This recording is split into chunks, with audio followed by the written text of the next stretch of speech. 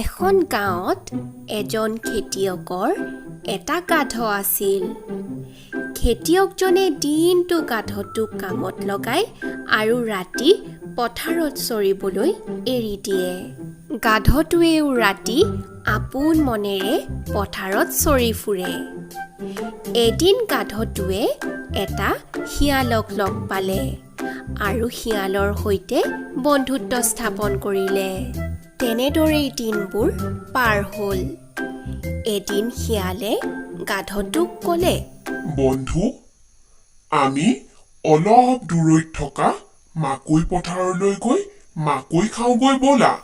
শিয়ালৰ কথাত গাধটোৱে সন্মতি জনালে আৰু দুয়োৱে মাকৈ পথাৰলৈ যাত্ৰা আৰম্ভ কৰিলে।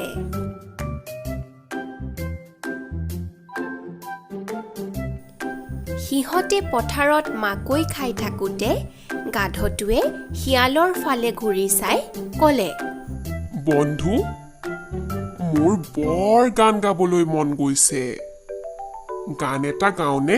গাধৰ কথা শুনি শিয়ালৰ বৰ খং উঠিল আৰু সি খঙেৰে ফুচফুচাই তাক ক'লে, তুমি মূৰ্খ হলা নেকি?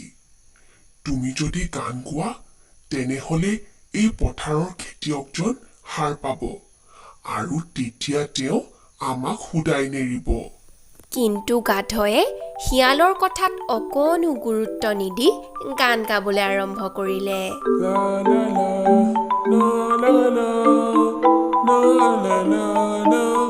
গাধৰ মাত শুনি খেতিয়কজন সঁচাকৈয়ে হাৰ পালে আৰু উধাটো খাই পথাৰ পালেহি। কিন্তু টেঙৰ শিয়ালে কেতিয়াবাই তাৰ পৰা পলাই পত্ৰং দিলে আৰু খেতিয়কে পথাৰত গাধটোক দেখি খুব মাৰধৰ কৰিলে আৰু গাধয়ে নিজৰ ভুলৰ বাবে খেতিয়কজনৰ মাৰ খাবলগীয়া হ'ল।